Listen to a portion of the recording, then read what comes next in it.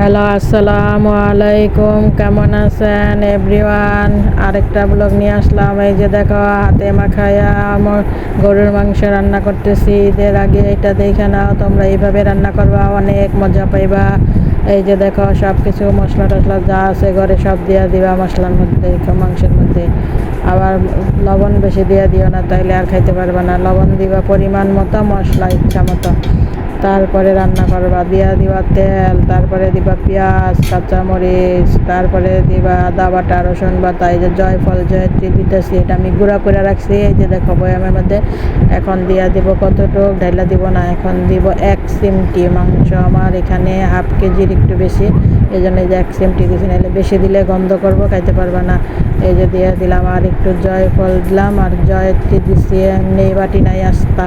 আর দিয়ে দিছি তেজপাতা, আর দিছি আদা রসুন, হলুদ মরিচ, ধনিয়া, তেল, লবণ সব কিছু দিয়া এখন এই যে হাতে মাখায়া দিব। দেখো, হাতে মাখানো জিনিস কিন্তু অনেক মজা লাগে, সেই স্বাদ লাগে। হাতে মাখায়া চটকাইয়া একবারে মিশা যায় মাংসটার সাথে মশলাটা, সেজন্য বেশি করে হাতে মাখাইতে হয়।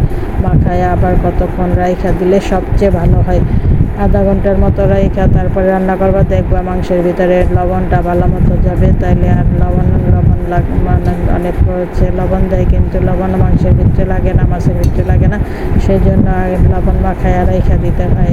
এই যে পরে বসায় দিবা, দেখবা কি সুন্দর হয়ে যায়। এই তো আমি মাখাইতেছি, দেখতে থাকো। রান্নাটা অনেক সুস্বাদু হয়েছে, অনেক মজা লাগছে খাইতে। এখন আমি একটু হাত দিয়া পানি দিয়া দিব কষানোর জন্য, যতক্ষণ না তেল না ওঠা পর্যন্ত। তারপরে কষানোর পরে আমি কয়টা আলু দিব। আবার আলু ছাড়া চলেই না, ঘরে সবাই আলু খায়। আলু দিই ভাজিতে, আলু দিই মাছে, আলু দিই তরকারিতে। এরপর আমি আরেক চুলায় এখন দিয়ে বসাই দিব হাতে মাখাইয়া খিচুড়ি। জুম্মার দিনের খাবার না, এটা বৃহস্পতিবারে রান্না করছিলাম, ওই দিন দেখাইতে পারি নাই, আজকে দেখাইলাম।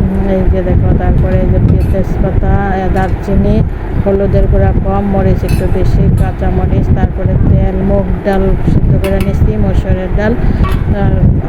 চাল দিলাম 2 পট, পানি দিবা 4 পট, তাইলে পরিমাণ মতো তোমার খিচুড়িটা হবে। তাইলে ঝরঝরা হবে, খিচুড়ি নরম হবে না, সিদ্ধ ঠিক মতো পারফেক্ট হবে। এরপরে দিয়ে দিচ্ছি স্বাদ মতো লবণ। এখন মাখা ঝাঁকা করবো, হাতে যদ্দূর মাখাইতে পারো ডেলা ডেলা মাখাই দিবা, মাখাইয়া পানি দিয়ে দিবা, তারপরে বসাই দিবা, দেখবা হয়ে যাব খিচুড়ি। এরপরে দেখো, এই যে পানি দিয়ে দিবা এখন হাত ধুয়া।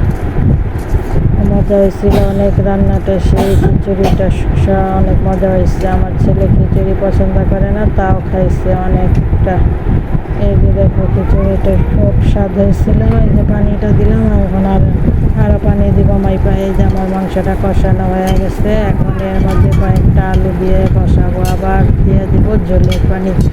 এরপরে দেখতে থাকো তোমরা।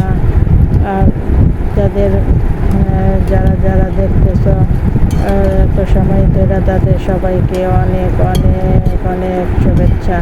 পাশে থাকবা, লাইক কমেন্ট শেয়ার করবা। এইটাই তো ফেসবুকের কাজ, আর তো কিছু কাজ না। সবারই একই, আমরা পথের পথিক, সবাই সবার পাশে থাকবা। এই যে পানি দিয়ে দিলাম, ঝোলের পানি। আগে তো কষানো হয়েই গেছে, খালি এখন আলুটা সিদ্ধ হবে, বেশি পানি রাখবো না।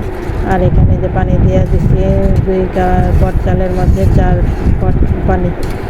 এই মাপ মতো দিবা, ডবল পানি দিবা, চালের যত পরিমাণ দিবা তার ডবল পানি দিবা। তাইলে খিচুড়ি রান্না করা, পোলাও রান্না করা, যাই রান্না করা ভালো হবে। এই যে দেখো, আমার খিচুড়িটা পারফেক্ট হয়ে গেছে, লটকা হয় নাই আর ইয়া হয় নাই, যেন সুন্দর হয়েছে। তারপরে এই যে আমার মাংস দেখো হয়ে গেছে। মাংসটা আর একটু ঝোল কমাবো, এখন একটু জিরা পাখি দিয়ে দিব। জিরা পাখি দিয়ে আর একটু ঝোলটা কমাইয়া মাখা মাখা করে তারপরে নামাইয়া ফেলবো। এই যে আমার রান্না বাড়া শেষ হয়ে যেতেছে। আসসালামু আলাইকুম।